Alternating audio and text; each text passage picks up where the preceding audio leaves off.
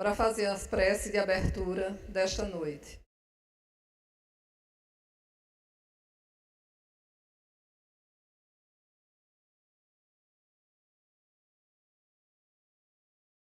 Boa noite a todos.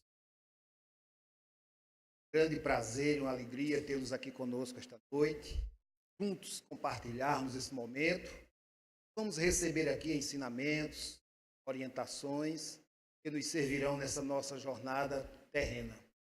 Vamos agora elevar nosso pensamento em uníssono, buscando a figura do Mestre Jesus e rogar-lhe que neste momento derrame sobre nós suas bênçãos, trazendo a paz, o equilíbrio, o raciocínio lógico para absorvermos todo esse aprendizado que nos será trazido em forma de uma palestra. Que possamos cada vez mais, Senhor, nos tornarmos criaturas melhores para sermos dignas de sermos chamadas também de filhos de Deus. Obrigado à espiritualidade maior por nos permitir aqui estarmos e compartilhar conosco desse banquete de luz, de harmonia e fraternidade. Sejam todos bem-vindos, com a graça de Deus. Juntos venceremos, porque unidos somos mais fortes, com o amor, com a prosperidade. Fica conosco, Senhor, em todos os momentos da nossa vida, não somente hoje. E assim seja.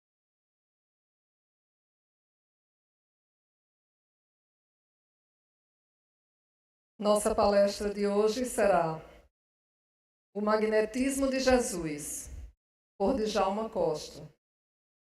Djalma da Costa, natural de Caruaru, veio para a Paraíba ainda muito pequeno, atualmente reside em Campina Grande.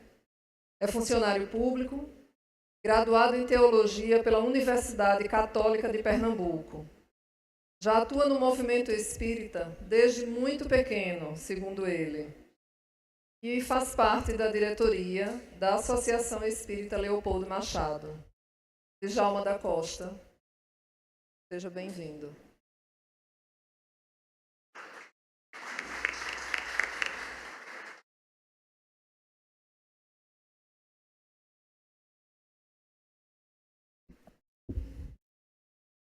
Boa noite a todos.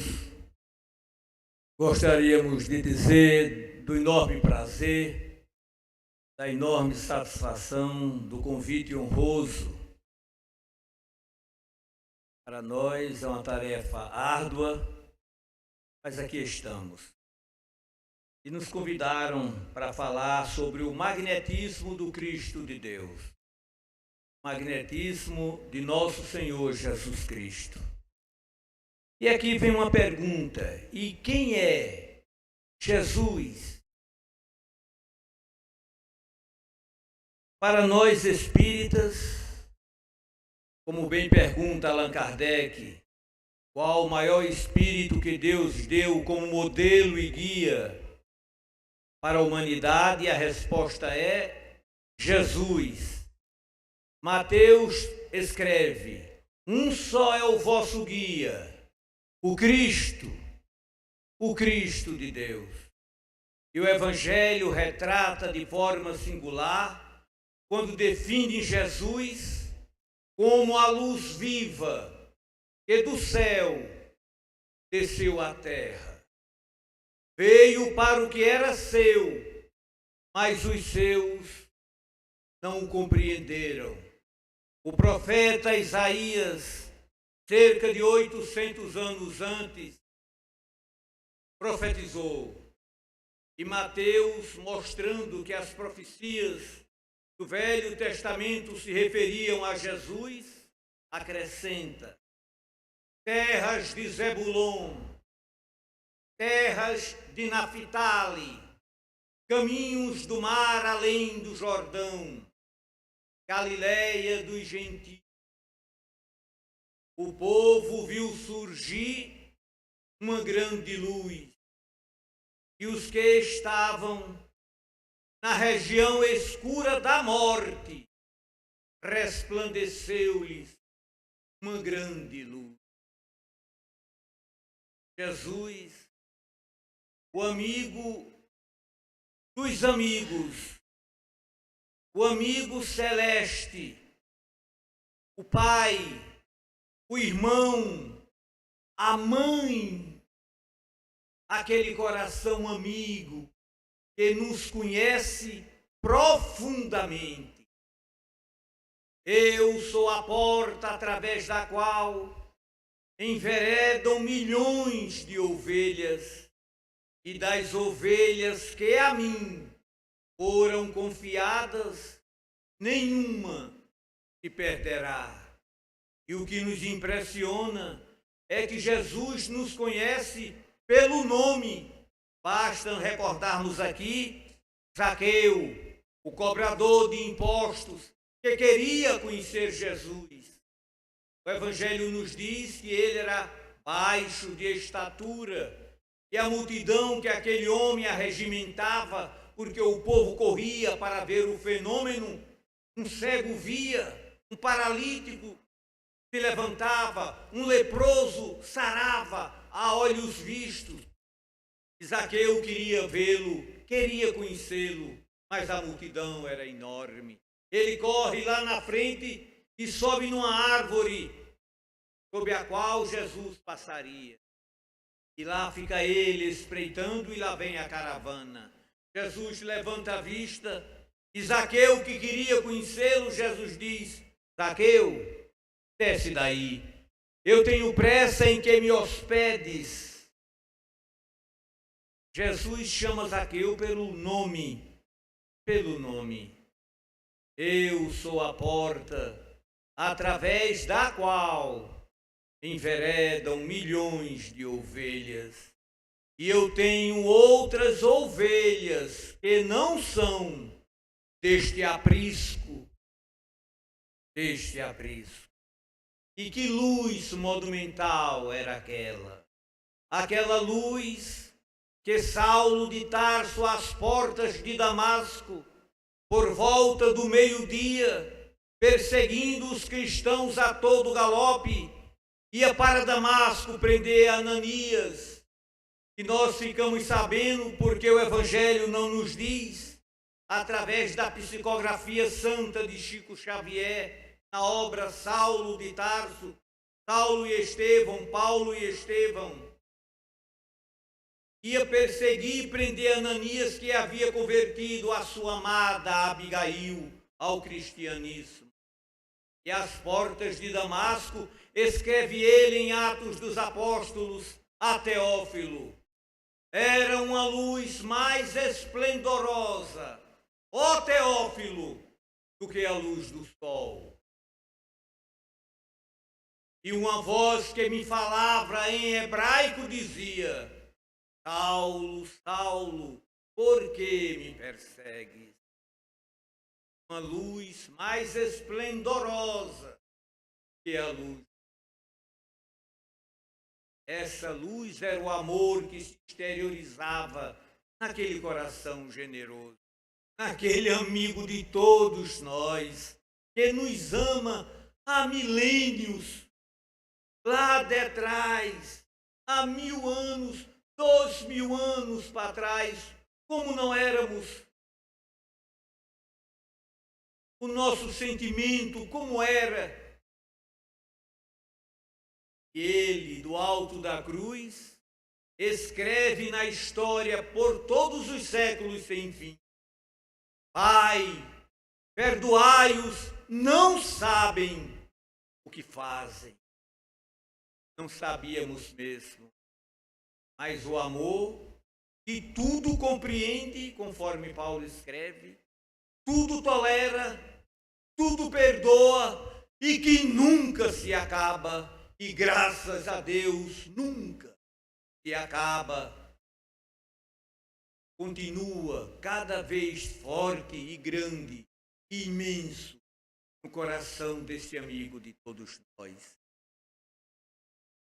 Esse amigo que antes de iniciar sua vida pública, o Evangelho registra, passou 40 dias e 40 noites no deserto da Judéia, em meditação e oração profunda.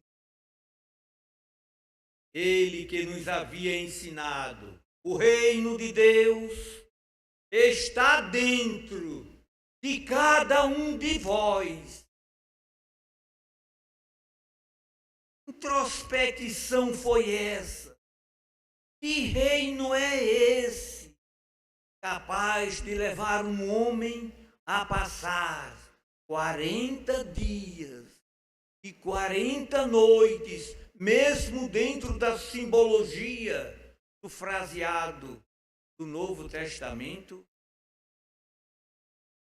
Sensação paradisíaca, que alegria, que felicidade são essas que se encontra nesse reino de Deus que está dentro, não está fora. O reino de Deus não virá com aparências exteriores. Não se poderá dizer, ei-lo ali, ou ei-lo acolá. Porque, dizia Jesus, o reino de Deus está dentro de cada um de nós. A doutrina que professamos nos esclarece de forma magistral quem somos nós, quem é o homem, quando os mestres da espiritualidade dizem a Kardec que o homem é trino, corpo físico, espírito propriamente dito e um corpo do espírito, que Kardec chama de perispírito. O apóstolo Paulo também define o homem como trino, corpo físico, espírito e alma. Paulo chama o perispírito de alma. Kardec, como era um botânico, e sabia que o fruto, a semente dentro do fruto, tem uma membrana que reveste, separando o germe, a semente propriamente dito da polpa, e essa membrana recebe o nome de perisperma. Ele batiza a membrana que envolve o corpo, que envolve o espírito, como intermediário entre o espírito propriamente dito, que sou eu, e o corpo exterior, que eu uso, mas que não somos nós, estamos usando temporariamente, não é? E já usamos inúmeros corpos destes, e já tivemos inúmeras carteiras de identidade, mas o espírito é o mesmo. O espírito não muda, não muda. O espírito é o viajor da eternidade. O que é o espírito? Definem os mestres espirituais. É o princípio inteligente do universo. E o seu atributo essencial é a inteligência. Sua cor, sua luz varia do pardo opaco ao brilho do rubi. Ao brilho do rubi. Deus nos criou a todos, dizem os mestres espirituais a Kardec.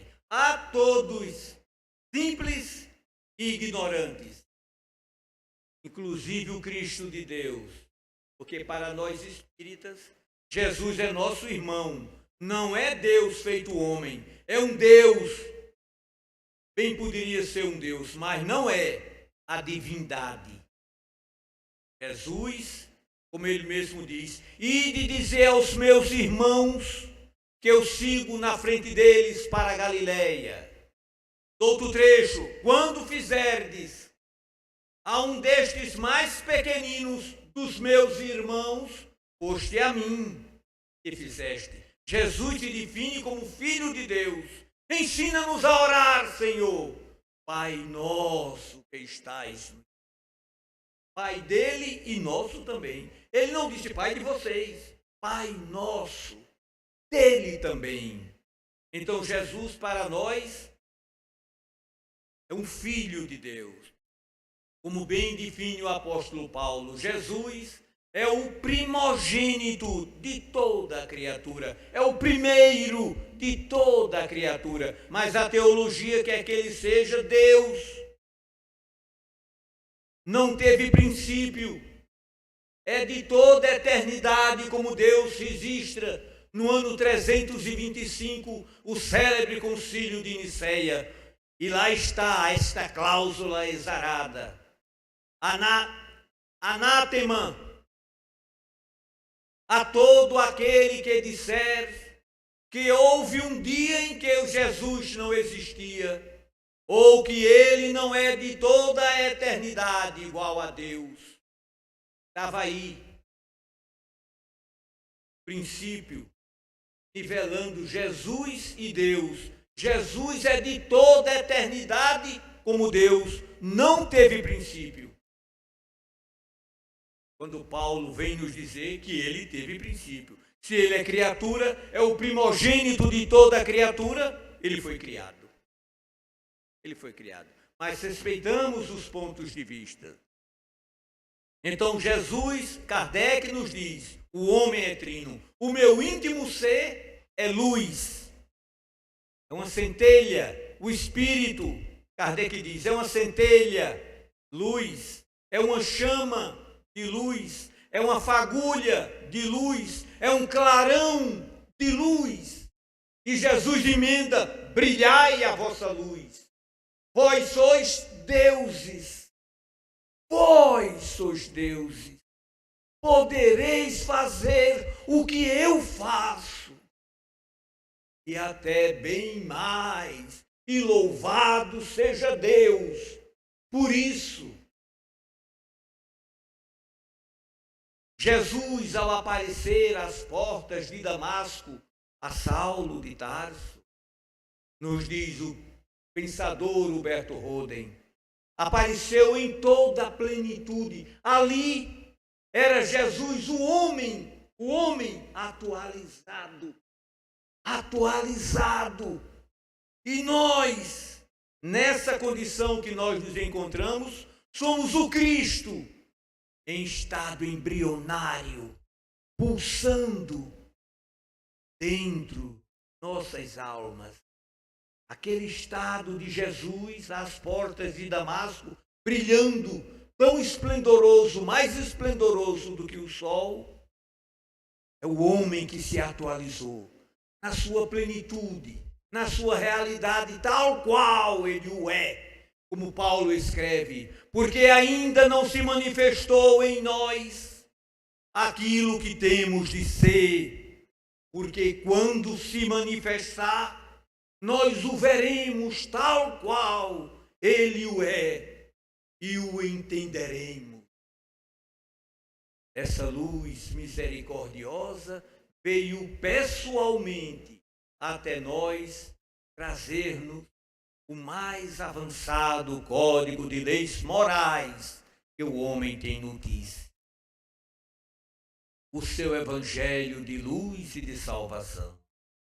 Semana passada recebi em minha casa a visita de irmãos de denominação reformista e ele me dizia, o senhor sabe, meu irmão, que Jesus mandou ler a Bíblia? Não, eu não sei disso não. Não sabe? Não sei não. Eu sei Jesus dizendo assim, ide pelo mundo e pregai o evangelho a toda criatura. Mas a Bíblia não sabia não. Um lado eu para outro, ele meio jovem, ia passando mais idoso. Irmão Antônio. O irmão Antônio chegou. Disse, o nosso irmão, como foi meu irmão? Eu disse, não inventei não. Está aqui na nossa Bíblia, no seu Evangelho, Jesus dizendo, ide pelo mundo e pregai o Evangelho a toda criatura. Porque o irmão me disse, irmão Antônio, que Jesus mandou ler a Bíblia. Eu disse que não, Jesus mandou divulgar o Evangelho. Eu disse, bem, mas o senhor tem que entender que naquele tempo existia o Velho Testamento e ele estava trazendo o Novo. Recomendou, criticou em desconhecer as Escrituras. Errai em não conhecer as Escrituras. Mas na hora de ensinar, ele disse, divulgai o Evangelho a toda criatura. Então nós espíritas seguimos o Cristo à risca. Conhecemos, e é dever nosso, o Velho Testamento, porque é o Velho Testamento que fala-nos da vinda do Messias. Essa luz formidável que veio até nós. Então, a nossa íntima essência é luz. E não poderia ser diferente. Por quê? Porque nós somos criados, o meu espírito, por Deus. O homem foi feito à imagem e semelhança de Deus. O homem, selem a palavra hebraica para homem é homem espiritual, Selem. O homem espiritual foi feito à imagem e semelhança de Deus. Jesus dizia: a carne procede da carne, do ventre materno, mas o espírito, este vem de Deus. E aqui tem uma coisa interessantíssima, que nós sabemos ou nos esquecemos, mas agora eu vou lembrar, que se o nosso genoma, que foi decodificado recentemente, estuda, já foi decodificado o genoma humano, e nele está a história de todos os nossos ancestrais, da nossa ancestralidade, tataravô, bisavô, vovô, vovó, papai, mamãe, eu. No genoma está toda a história genética do homem. A história física. Mas como eu sou o espírito que tive origem em Deus, eu trago no meu espírito o genoma divino. Aqui tem um detalhe interessante.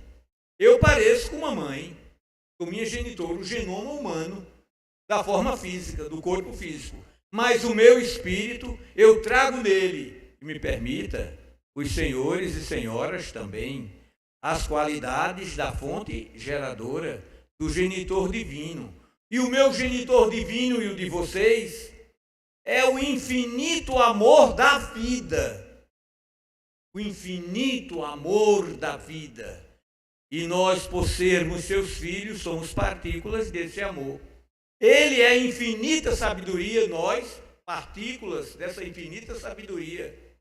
Quando Jesus diz, brilhai a vossa luz, não pode haver convite maior nem melhor. Temos que exteriorizar essa luz, que é patrimônio individual de cada um de nós. De cada um de nós. E na doutrina e com Jesus, aprendemos a associar essa força à oração. A oração. Na obra Os Mensageiros, na prece de Ismália, lá naquele, tem como título Os que Dormem, onde havia quase 2.000 leitos rente ao chão e todos estavam dormindo, e eles estavam em tratamento espiritual e vão para lá justamente aplicar o passe magnético, a água fluidificada, a energia que aqueles irmãozinhos desencarnados precisavam. E Ismália então faz uma prece.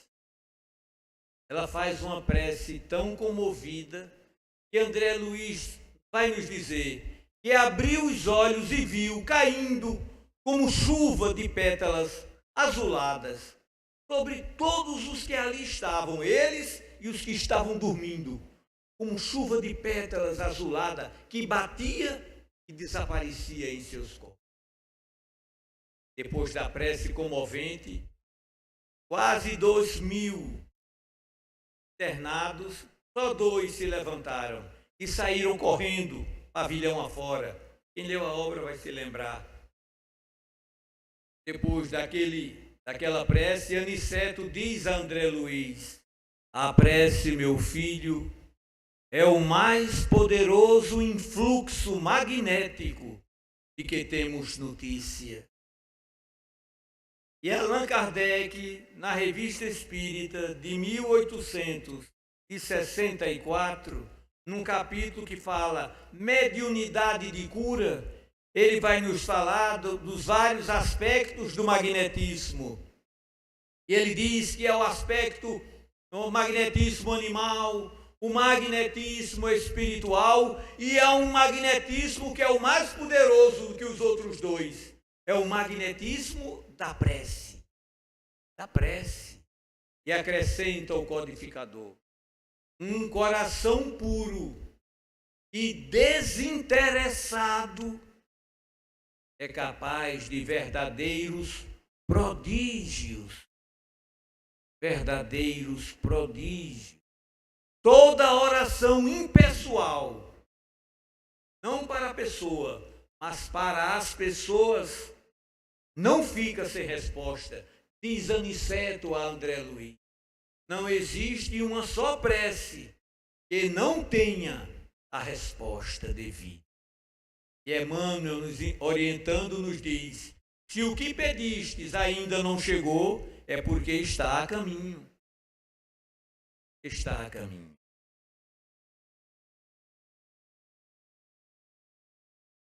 Então, essas potencialidades do Espírito, que é patrimônio de Deus, nós somos, porque Deus é luz.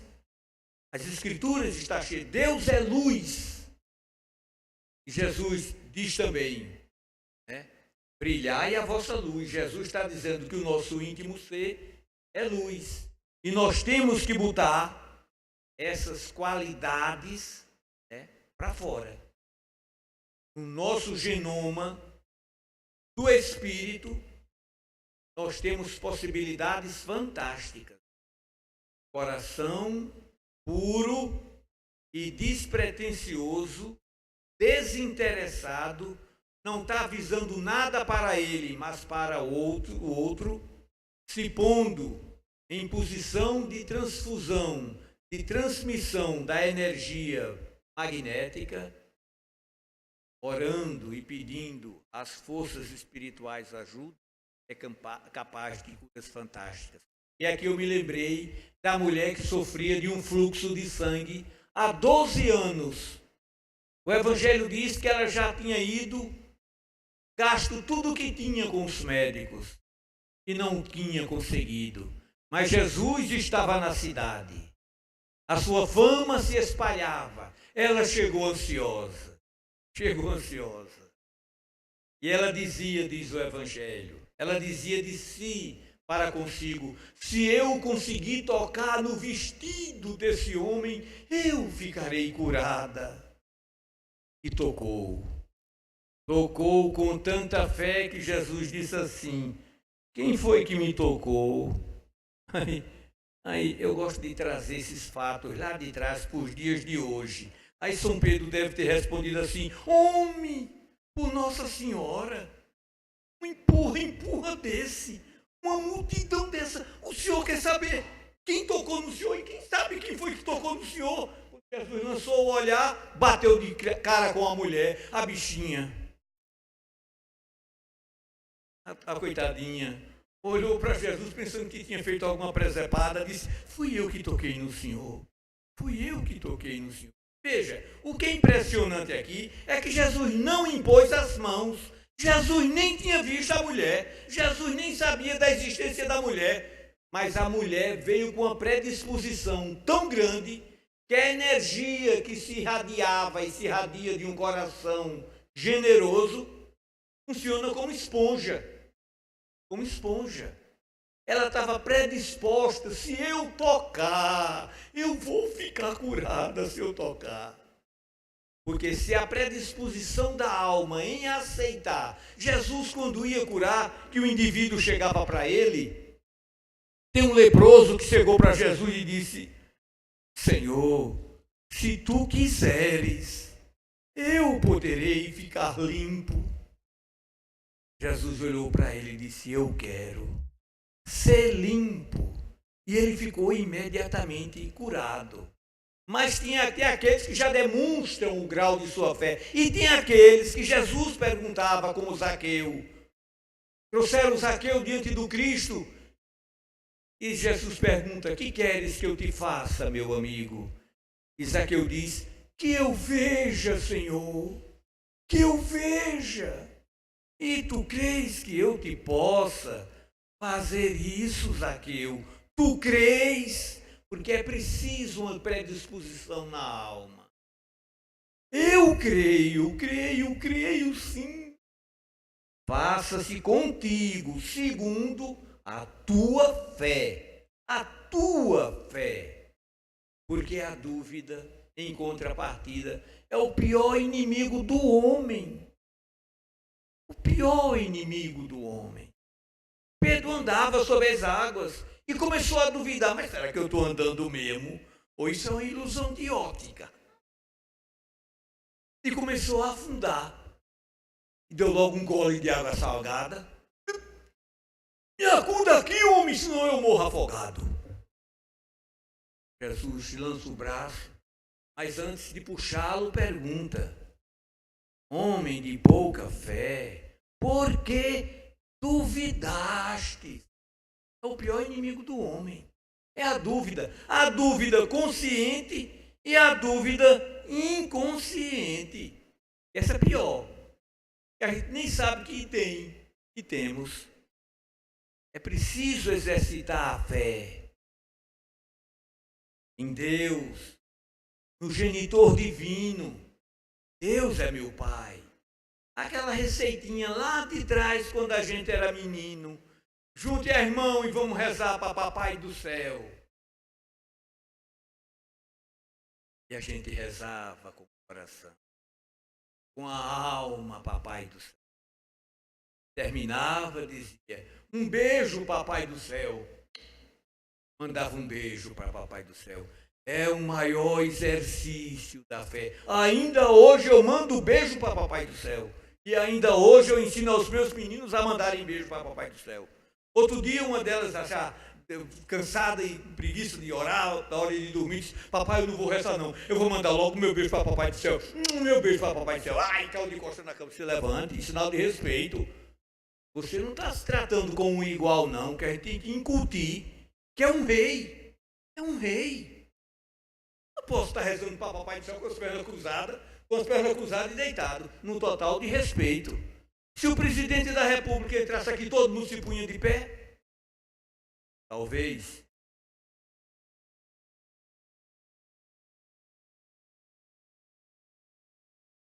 Mas um rei, chegou a rainha da Inglaterra. É uma coisa impressionante. Uma pessoa se curvar em sinal de respeito diante de outro ser humano. Convencionou-se que é a rainha. Não é? E o rei dos reis. O rei dos reis, que brilha mais do que todos os sóis da imensidão e cujo amor, o amor desse coração, o amor desse genitor divino, ele é o meu Pai, ele me ama.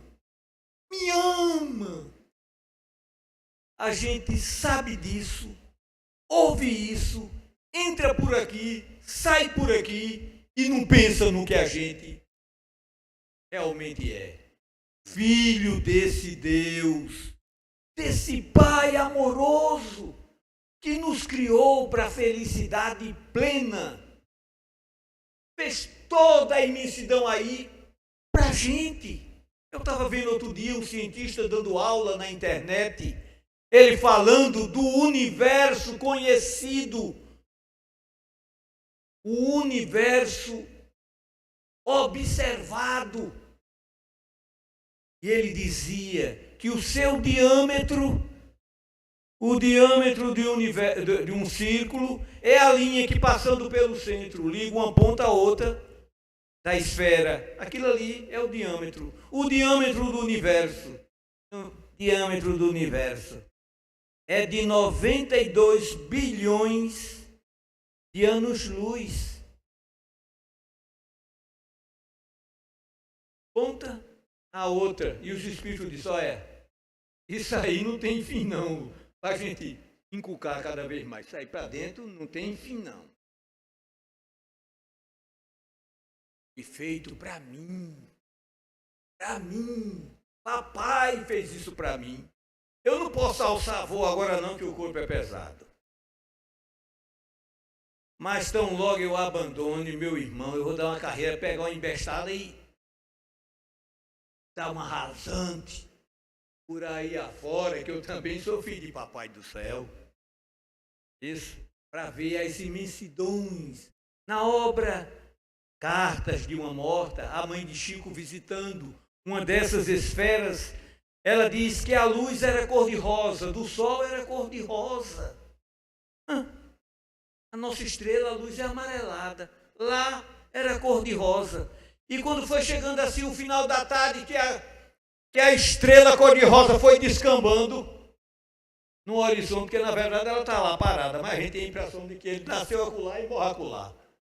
ia descambando no horizonte, ela diz que foi nascendo um sol de cor esverdeada. E a cambiante rosa com verde na paisagem criou uma coisa que não se descreve, de uma beleza inenarrável. Nesse orbe não existia a noite. Aqui, com a noite, vem uma tal de muriçoca que acha repelente para quem não tem cortinado. Mas voltando ao Cristo de Deus, quando a mulher tocou em Jesus, a predisposição da alma falava muito mais forte. Tem uma mulher encurvada que há 38 anos era tão encurvada que não conseguia olhar para cima. Eu vi, há muitos anos atrás, eu trabalhei numa cidade do interior da Paraíba. E no posto onde eu estava instalado, que era um posto de fiscalização, a pista na frente era subindo a pista. E era um dia de sábado. Tinha saindo um cidadão da feira, subindo essa ladeirazinha. Eu, do meu posto, vi ele subindo a ladeira. O formato dele, sem exagero, era de um V para baixo. Ele fazia da cintura para baixo, ele andando, quase que chutava o seu próprio rosto. Olha que coisa impressionante. Toda vez que eu vejo essa mulher encurvada, eu me lembro desse cidadão. Eu me impressionei com aquilo. Ele andando e os pés quase que chutando o rosto dele, porque ele fazia isso e isso. Uma legião, uma deformidade. Essa mulher sofria de uma encurvada há 38 anos, não podia nem olhar para cima.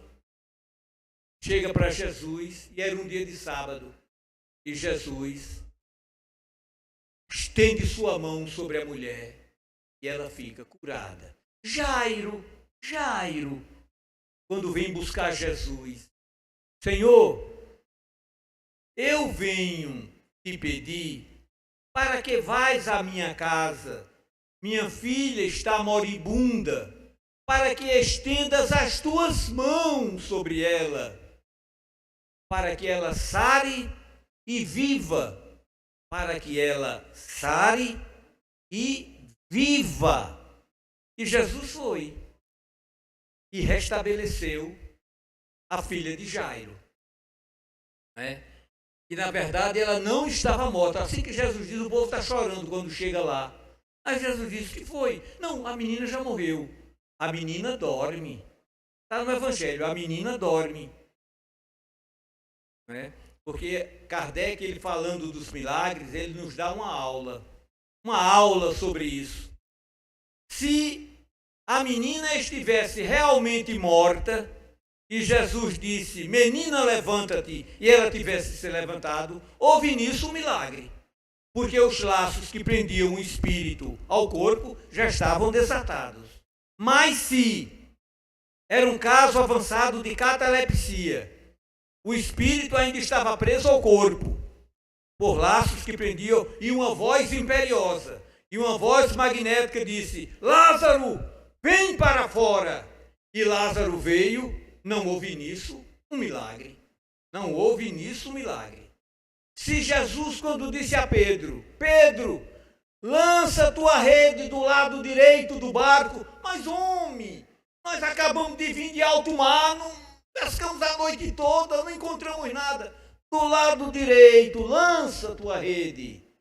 E ali não tivesse peixe, e a rede tivesse vindo cheia de peixe, houve nisso, diz Kardec, um milagre, porque ali não tinha peixe, mas ela veio cheia de peixe. Mas se, pela dupla vista, Jesus viu passando ao lado direito do barco um cardume de peixe, e disse, lança tua rede aí do lado direito. E eles lançaram. E veio tão cheia que foi preciso chamar outro barco, porque o primeiro ficou cheio de peixes.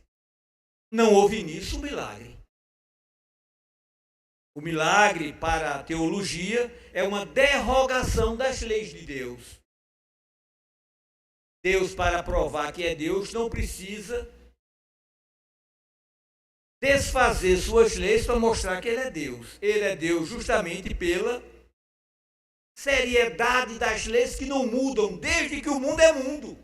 As leis de Deus, como Deus, não mudam, são eternas, são imutáveis. São eternas, são imutáveis. Então, a presença do amor desse homem fantástico, não é? O cego de nascença, é uma coisa impressionante. Jesus chegou e tinha um cego de nascença no meio da rua. Jesus chamou o cego, cuspiu no chão e e passou nos olhos do cego e mandou ele lavar no tanque de Siloé. O cego foi, lavou, voltou. Os fariseus disseram: oxi, esse homem não é aquele que estava cego, não. Aí o outro olhou e disse: homem, não, é um parecido com ele. Aí o cego disse: sou eu, eu sou o cego. E quem te curou? Aí o cego contou: Jesus. Aí o caba disse: esse caba está mentindo. Chama o pai e a mãe dele, homem. Chama o pai e a mãe. Trouxeram o pai e a mãe. Chegaram o pai e a mãe. Esse homem aí é teu filho? Esse homem aí é meu filho. Ele era cego, ele é meu filho e ele era cego de nascença. Porque ele agora está vendo, e eu sei, perguntai a ele. Ele é de maior. O medo da perseguição da sinagoga, que já tinha sido expedido um parecer de que todo aquele que dissesse que Jesus era o Messias esperado pela raça seria botado para fora da sinagoga. E eles tinham medo disso, que era uma excomunhão, era uma coisa terrível. Então, os pais dizem: perguntai a ele, ele é de maior. Aí chamaram o cego de novo. Conta, como foi que te fizeram? Como? O cego tinha um pavio curto. O cego era de um temperamento meio... O cego disse: mas o quê? Eu já vos contei detalhadamente e todos vós entendestes o que eu disse. Por quê? Estás querendo por acaso ser discípulo dele? Aos fariseus, numa linguagem nordestina, queimaram ruim. Discípulo dele? Nós somos discípulos de Moisés, com quem Deus falou. Moisés sim nós conhecemos, mas este aí nós não conhecemos não. Aí o cego disse: não conheceis este aí não? Nunca se ouviu falar, disse o cego malcriado.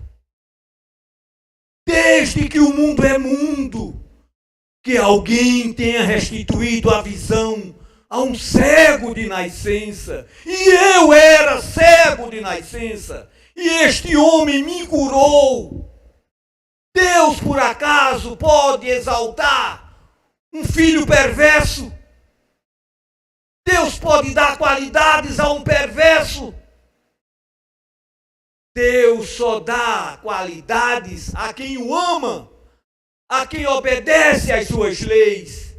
Vede o que esse homem tem feito entre nós. Este homem é um enviado de Deus. O fariseu, mais malcriado do que o cego, disse: tu és maldito desde o ventre de tua mãe. Veja, a saliva, o hálito curador. A água, ela tem propriedades fantásticas. A saliva do Cristo, associada ao pó da terra, joga nos olhos do cego de nascença. Era um dínamo de luz. Era o amor que desceu do céu para a terra, vestido de homem. Veio conviver pessoalmente com cada um de nós, que ele recebeu como genitor divino. Eu sou a porta, através da qual enveredam todos vocês. Eu sou o bom pastor. Vinde a mim, todos vós que estáis cansados e aflitos, que eu vos aliviarei. Eu vos aliviarei.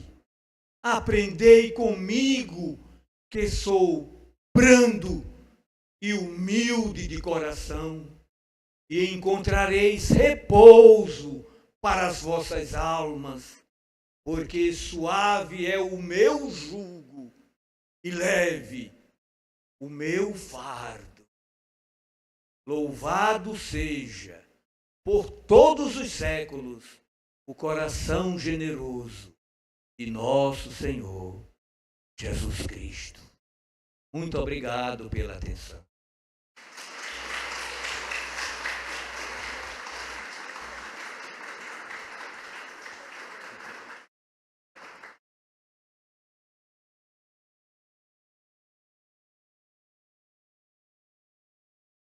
Agradecemos as palavras do nosso palestrante Djalma, sua generosidade em vir partilhar conosco tanta sabedoria, tanta luz. Bom, dando sequência, temos agora o nosso encerramento e após a oração de encerramento, onde fecharemos esses trabalhos, haverá um chá das 8, aqui na entrada, onde vocês já foram agora à tarde, para que haja um momento de confraternização, que possamos também trocar nossas energias, que possamos também nos refazer e crescer ainda mais com essa interação tão necessária a nós aqui encarnados. Chamo nosso irmão Vicente para fazer a prece de encerramento dos trabalhos de hoje.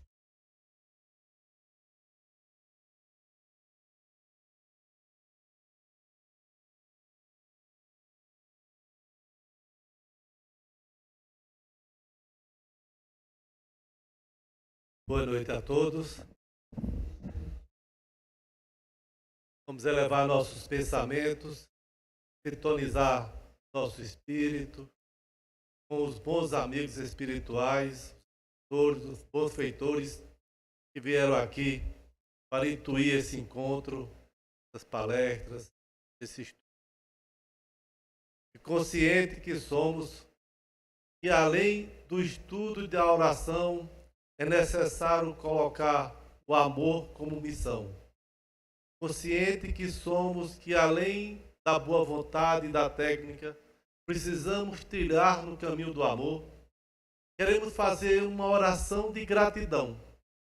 Agradecer aos bons amigos, aos bons feitores, por nos intuir no trilho e no caminho de Kardec e de Jesus, na sensibilidade da transformação pelo amor. Agradecer por esse grupo, além, por esse encontro, o É Além, que trilha no pensamento que o amor constrói, o amor mais do que tudo edifica. Agradecer aos bons amigos espirituais por termos aprendido um pouco mais sobre a cura da depressão através da mediunidade, do magnetismo. Agradecer por conhecermos e reavivarmos um pouco mais do magnetismo daquele que é o nosso mestre maior, nosso irmão mais purificado, Jesus. Agradecer por termos tido a oportunidade de crescermos irmanados na ciência do magnetismo e do espiritismo. E pequeno que somos, pedidores que somos, pedir aos bons amigos espirituais para que amanhã esse encontro trilhe os caminhos da benevolência, da paz, da tranquilidade, da espiritualidade, da sabedoria. E continuemos unido e irmanado cada vez mais e crescendo o conteúdo, consciência da missão que estamos aqui no processo de evolução. Pedimos, fique conosco hoje e sempre. Que assim seja.